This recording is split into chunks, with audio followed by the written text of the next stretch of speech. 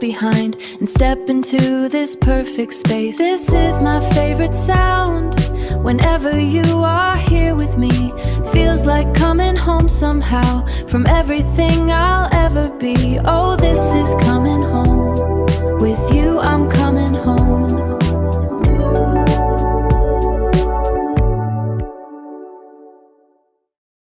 Jenny இப்போ new life, college life போகிறாங்க. So இது நாள் வரைக்கும் ஸ்கூல் லைஃப்பில் இருந்தவங்க ரொம்ப ஹாப்பியாக இருந்தாங்கன்னு சொல்லலாம். ஸ்கூல் லைஃப்பில் ரொம்ப ஹாப்பி கிடையாது, பலவித சவால்களை சந்தோஷமாகவே எதிர்நோக்கிட்டு அடுத்த லைஃப்குள்ளார போகிறாங்க, கல்லூரி வாழ்க்கை அப்படின்னு சொல்லலாம். ஸோ இதில் பார்த்திங்க அப்படின்னா அவங்க போகிறது எல்லாமே full and full English medium.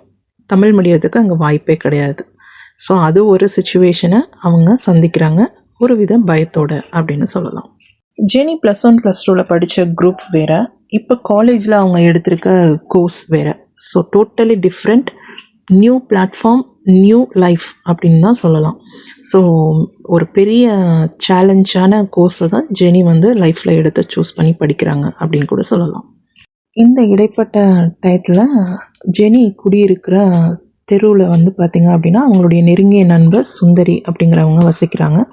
So அவங்க பார்த்திங்க அப்படின்னா இசைக்கல்லூரியில் படிச்சிட்ருக்காங்க. ஜெனி அவங்கக்கிட்ட கேட்குறாங்க, எனக்கும் இசை கற்றுக் கொடுங்க அப்படின்னு சொல்லி. ஸோ அவங்க எதில் ஸ்பெஷலிஸ்ட் அப்படின்னா வீணை ஸ்பெஷலிஸ்ட்.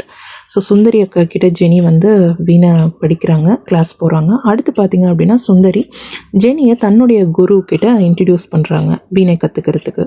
ஸோ 2 பேருமே சேர்ந்து ஸ்ரீனிவாசபுரம், தஞ்சையில் இருக்கக்கூடிய அந்த பகுதியில் போய் கற்றுக்குறாங்க.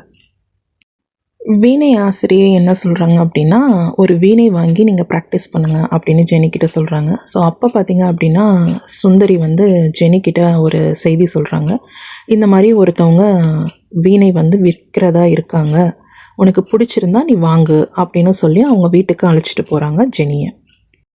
ஜெனிக்கு அந்த வீடை பார்த்தோன்னே ரொம்ப பிடிச்சிருக்கு. ஏன்னா அது பார்த்திங்க அப்படின்னா ஒரு பிராமின் வீடு.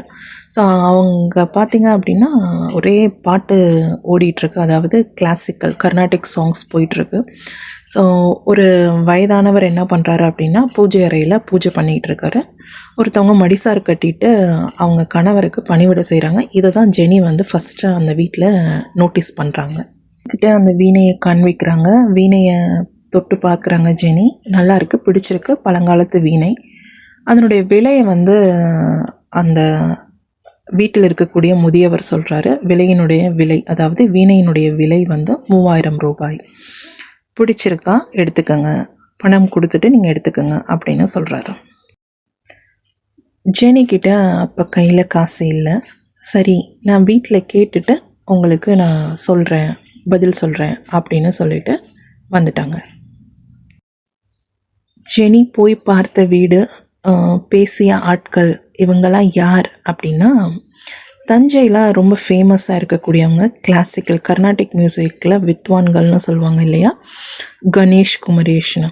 ஸோ அவங்களுடைய வீட்டுக்கு தான் நம்ம ஜெனி போயிருக்காங்க. இது அவங்களுக்கே தெரியாது, ரொம்ப லேட்டாக தான் தெரியும் தான் ஒரு பெரிய விஐபி வீட்டுக்கு போயிட்டு அவங்க அம்மா அப்பாவையே சந்திச்சுட்டு வந்திருக்கோம் அப்படிங்கிறது. ஒரு முக்கியமான நெருடலான நிகழ்வுன்னு கூட சொல்லலாம், சந்தோஷமான ஒரு தருணம் அப்படின்னு கூட சொல்லலாம் ஜெனியினுடைய லைஃப்பில்.